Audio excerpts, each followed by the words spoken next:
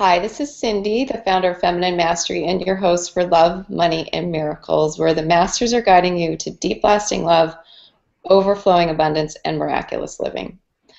I'm wondering if you've ever been hard on yourself for either not achieving your goals or even judging yourself for not being as successful as you should be. In Feminine Mastery, we have a totally different look at success, and we believe that success is all about being you, and success is to be on your terms. And today we have a fabulous speaker. She's an entrepreneur. She's founded her own cosmetics company. She inspires people with her speaking, and now she's an author of a brand new ebook, This is Success. And so today we have April Yvette, who is going to guide us through some insights from her book. And I think together we're going to redefine success today. So welcome, April. Yeah, thank you so much for having me. I'm just so excited to be here and, share a few things that I've learned on this long journey, 20 years worth, trying to figure out success and have it in my own life. So thanks for having me. Absolutely. And I think a great place to start with you, we've known each other over the years, and we actually met when you interviewed me when I was just launching my career and my new book. So I think that this is very serendipitous, and I'm so happy to be here and hear the wisdom that you have to share with everybody. So I wonder if you could start by telling us a little about your journey and your story and what brought you to this place where you are really are defining success on your terms. Yeah, thank you. Yeah, I started out, I think from scratch. I was in the midst of, being freshly divorced and starting over. I had two little kids, and I got to a place where life was hard. It was a struggle. I started out making $6.85 an hour, working in retail, and I remember the turning point that came in my life. I was sick and tired of just the struggle.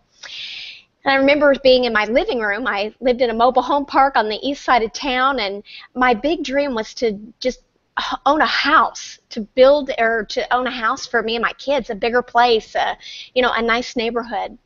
And I remember thinking to myself, gosh, something's got to change. So I don't know if you're listening, if you've ever been in that place where you felt like you were sick and tired of something, and you said to yourself, something has got to change. I think we all come to those crossroads in our lives at different times. I call them defining moments, because that's when you're at a choice point. And that's when you really step up and choose to play big in life and do something radically different. That's where I was at. That's when I made the decision. Right in that moment, I said, no more. I am going to figure this out. I am not going to struggle anymore. I'm going to find a way when there seems to be no way out of this.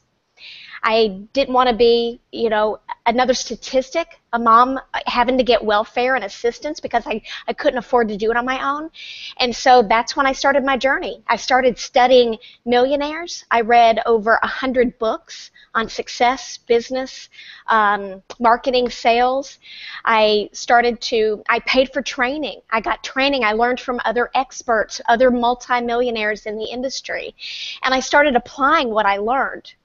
And as time went on, I ended up changing careers because I realized sometimes what it takes to get you from where you are to where you need to be is a new location. Sometimes it's just not possible where you're currently at. Maybe it's a physical location, or maybe it could be a mindset, just a shift in mindset that needed to change. In my case, I needed both. So I decided to really go for it, and I changed careers. I started selling real estate, and I applied everything I learned, and I was so excited because I was working harder than ever. I was working a lot of long hours, coming in on my day off. I mean, I was going above and beyond. And in 2006, I started to see a turn. It really worked. It was working. I actually won Salesperson of the Year in 2006.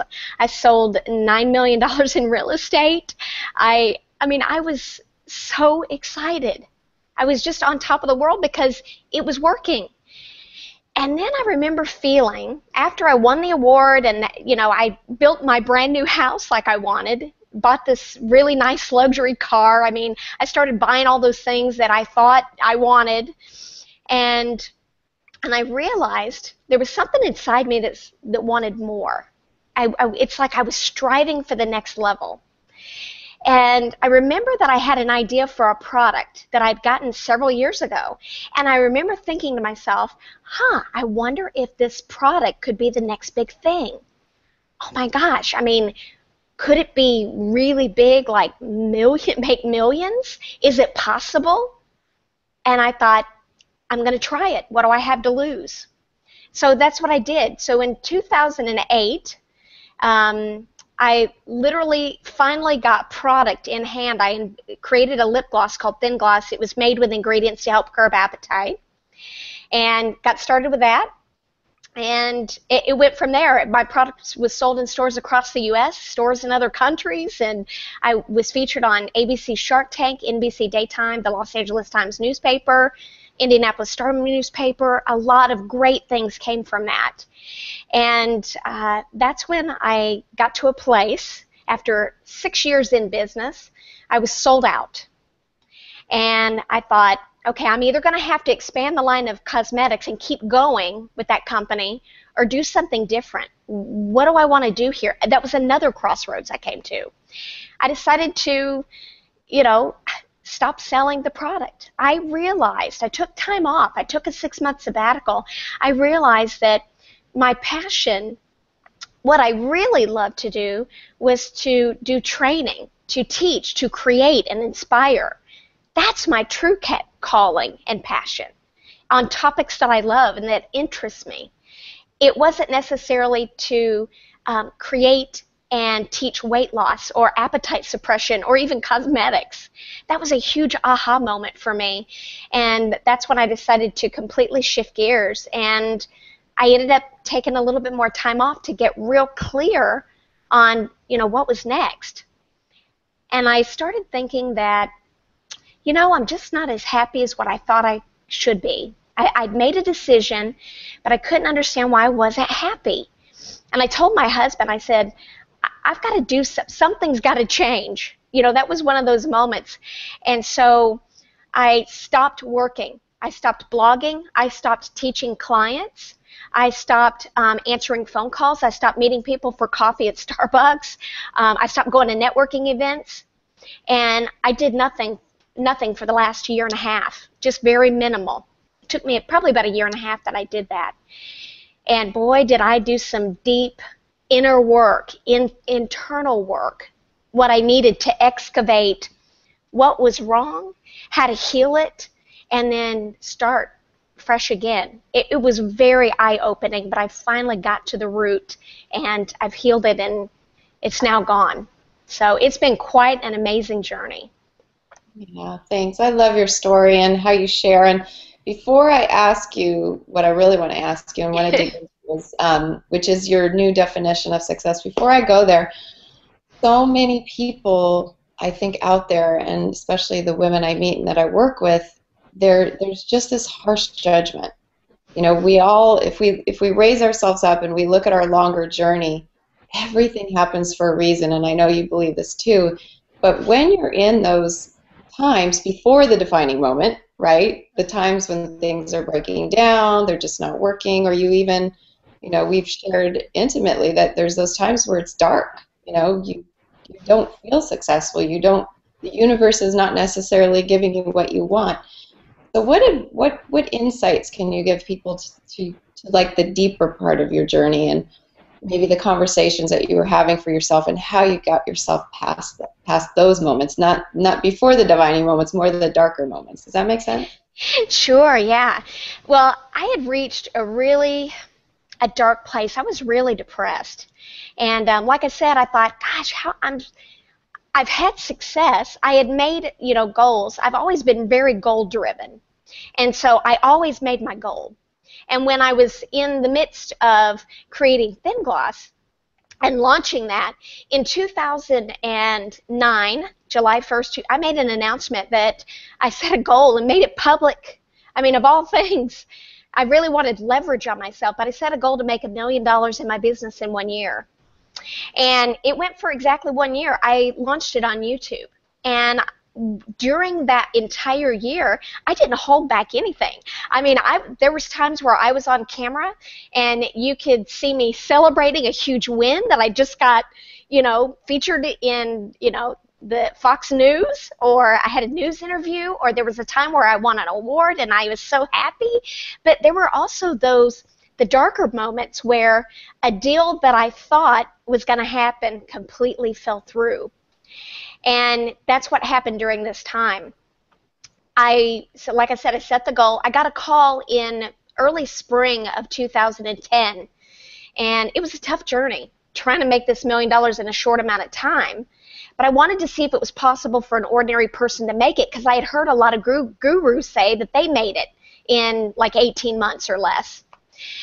So I got a call. I landed a contract for a licensing deal with my product. I was so excited. I mean, I thought, oh my gosh, my ship's come in. I stopped selling. I stopped doing everything because it was written in the contract that I was going to get my first royalty check that September, which was only like a month after my $1 million deadline.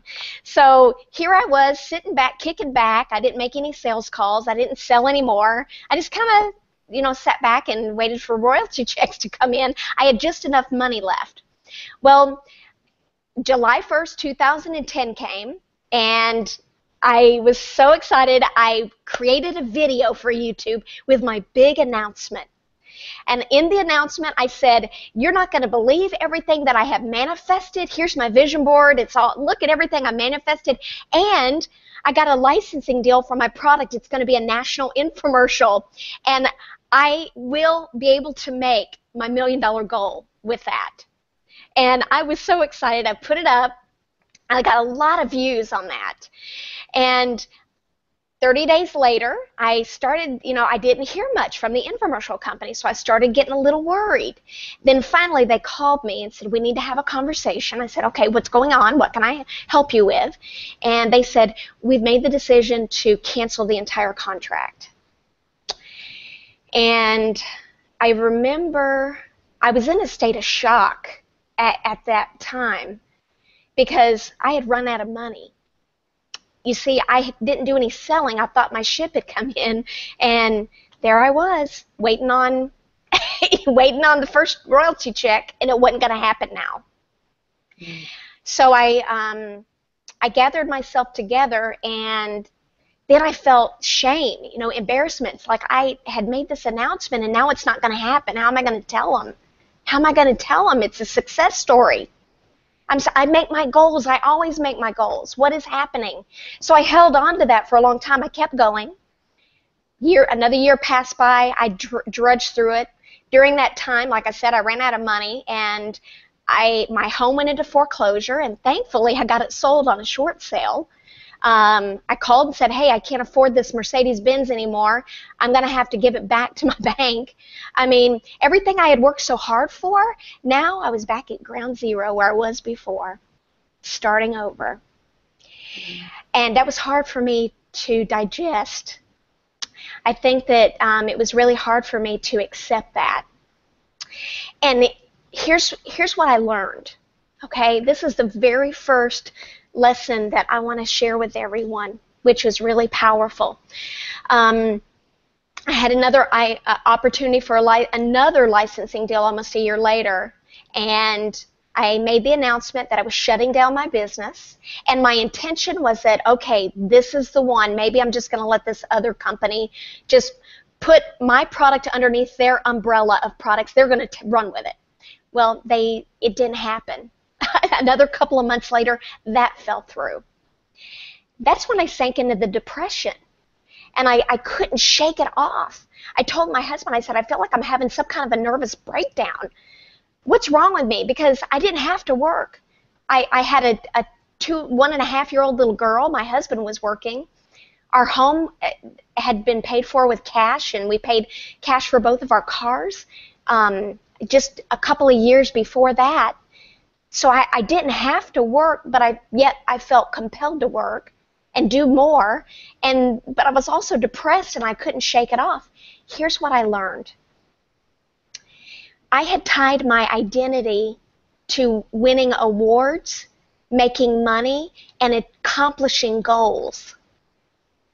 And that's why I couldn't shake it off, because I didn't make the goal like I thought it was supposed to look like.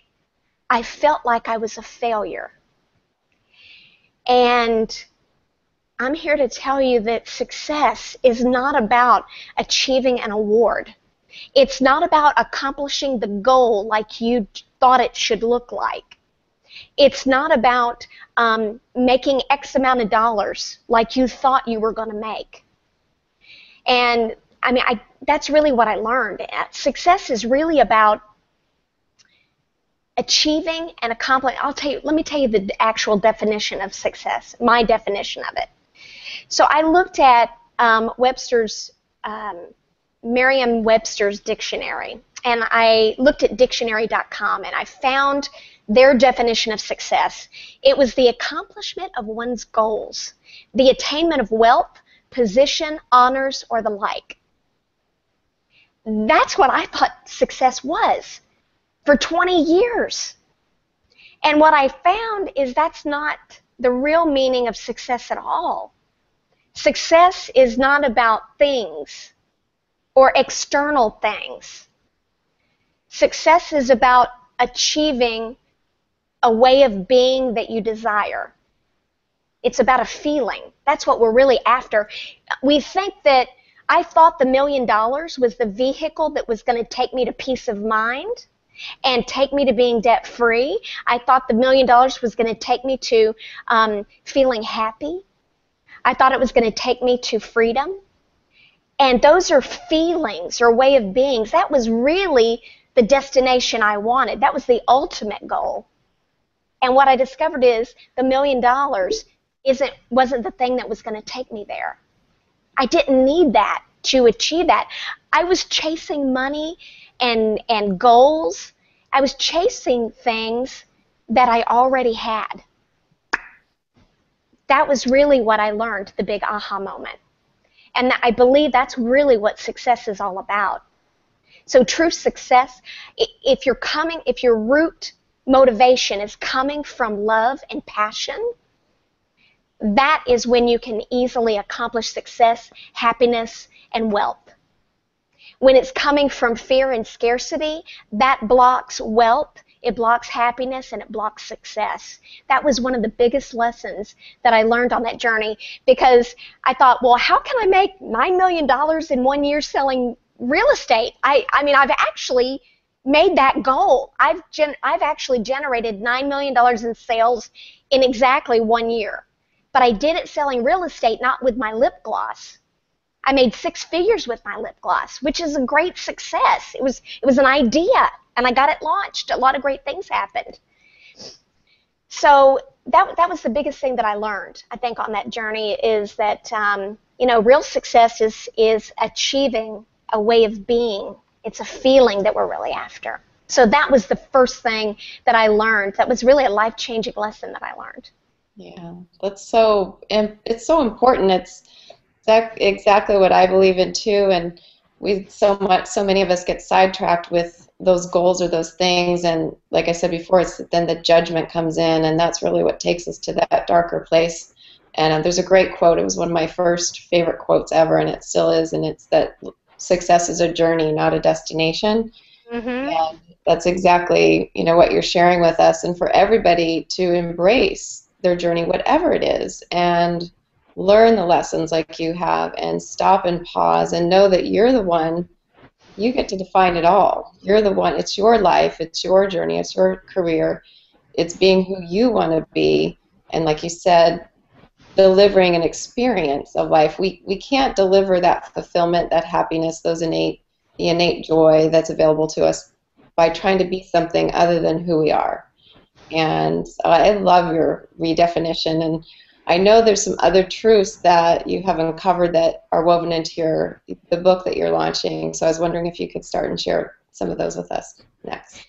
Yeah, the second truth that I've learned over the last 20 years about success is that you are worthy with or without things. And I spent many years, like I said, trying to accumulate things to prove my worthiness. That's why my identity was tied to making that goal. And when I didn't make the goal, I felt like I was having a nervous breakdown because it was tied to my identity, like I said before. That's why I bought a lot of knockoff designer handbags and knockoff designer jewelry, is because I wanted to be like those people that had the real ones, but I didn't want to pay the money, or I couldn't afford the real one, but I wanted to be that. And I know that might be a touchy subject, but I decided, you know what? I'm just going to own who you are. Own it. If you, and I'm not saying there's anything wrong with buying a luxury vehicle or buying a beautiful, gorgeous house, and there's nothing wrong with buying an expensive designer handbag. But what I'm here to tell you is do it not to try to fit in, or not to try to be loved or fit into this group over here, or to prove your worthiness. Do it because you have a genuine passion for high quality. Whether anybody ever sees you with that thing or not.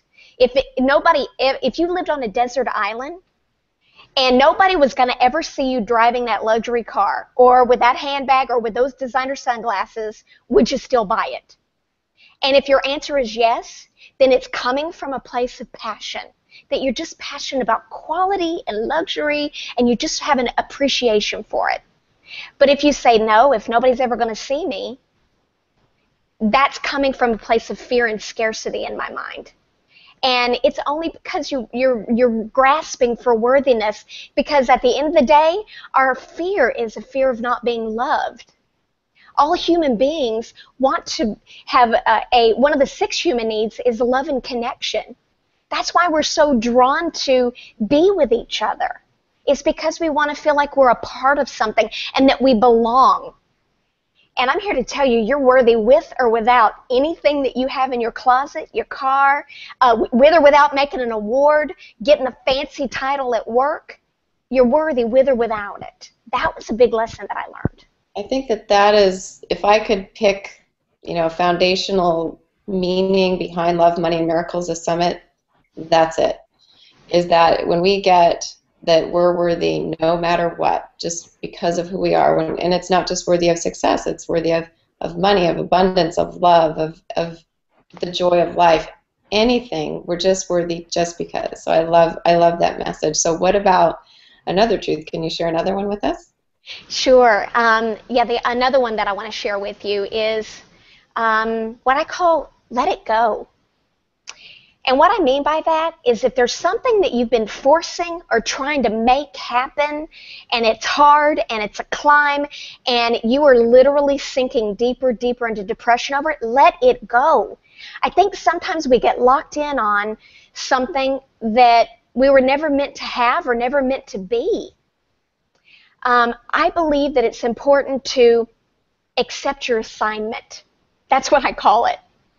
I remember one time during my whole inner journey experience, I was in my living room and I was praying. I was crying and I was praying, and I said, God, I feel like I'm called to teach. I don't know why I'm like this. I mean, I could just sit here at home and just be a stay-at-home mom. I said, I want you to know that I surrender all of this to you right now. I don't want my will to be done. I want your will to be done for my life. Whatever you have, whatever assignment you have for me through the course of my life, I'm willing to do that.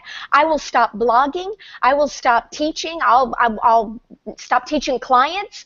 I'll just be a stay-at-home mom with Ailey if that's what you want. If that's really the assignment you have for me, I'll let it all go. Just tell me what you want.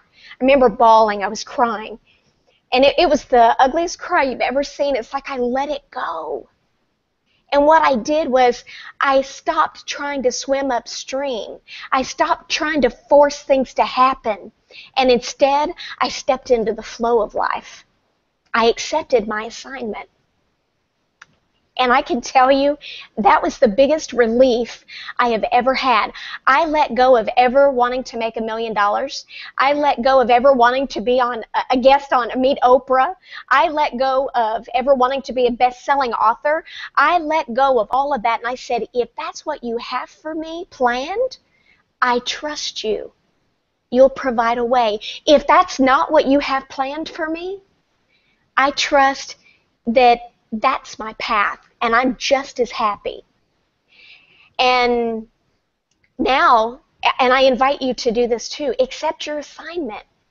It reminds me of on American Idol. There's a lot of singers that are passionate about singing, but they're not particularly good at it, maybe as good at it as what they think. When we try to do things that's hard, that we're really not that good at, that's really not our genius, but we want to do it, sometimes it doesn't work out.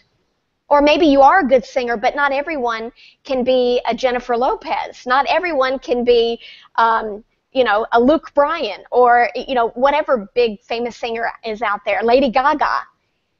Maybe your assignment is to sing at your church. Your beautiful voice is for that group of people. We all have assignments in life, and we are assigned to serve different groups of people. So I invite you to let it go, that whatever's not working, whatever's too hard, and accept your assignment. And listen. The way I do it is I pay attention to how my body feels. I listen for divine guidance every day, and I take action based on, I have a prayer and meditation practice every morning, and I listen for guidance. It's like comes internally. And that doesn't mean you got to quit striving for goals or striving to do something. What you do is you step out in faith, and when you make steps towards something, if doors keep closing, you might want to shift towards a different direction. I remember hearing Oprah say on an interview one time, she said, failure is just God's way of pointing you in a different direction. And I thought, whoa, that's simple. It's nothing to get upset over. You're just being pointed or guided in a different direction. So that's how I see it. Just let it go. I have so many more of these things that I would love to teach you, but I know that we're limited on time today, but it's all in my new ebook coming out. So thank you for listening. Yeah, absolutely. And before we get into how they can find your book and the free gift you have for everybody today, what is it like now that you are personally implementing this new definition of success? Tell us the changes that you're experiencing, what you're experiencing in life and business. Tell us a little bit more about what's happening now. I can tell you I am so at peace, happy. I mean, I'm genuinely happy now because I feel like this weight has been lifted off of my shoulders because now there's no forcing. I'm just being authentically who I am and who I'm called to be. Not what other people think, not what my mom thinks I should be, or my sister, or my husband, or who I'm made to be. It's peaceful. And I just live my life every day with stepping out in faith, paying attention to the inner nudges and the clues that guide you towards your path, towards your destiny, towards my destiny. And I'm just open to receive. And more than anything, I feel successful, I feel happy, and I own who I am. I own it. I own my strengths and I own my weaknesses because that's who I am. That's so beautiful. And we have some other speakers in the summit that are talking about law of attraction. And what I love about what you're sharing, which really is also the foundation of feminine mastery, is rather than getting caught up in following all these rules and laws, if you just be who you are and express your true nature and your true calling or accept your assignment, that's what it is to activate the law of attraction. Because what you said about you feel like this weight has been released, right? You're happy, you're joyful, that your vibration is off the charts.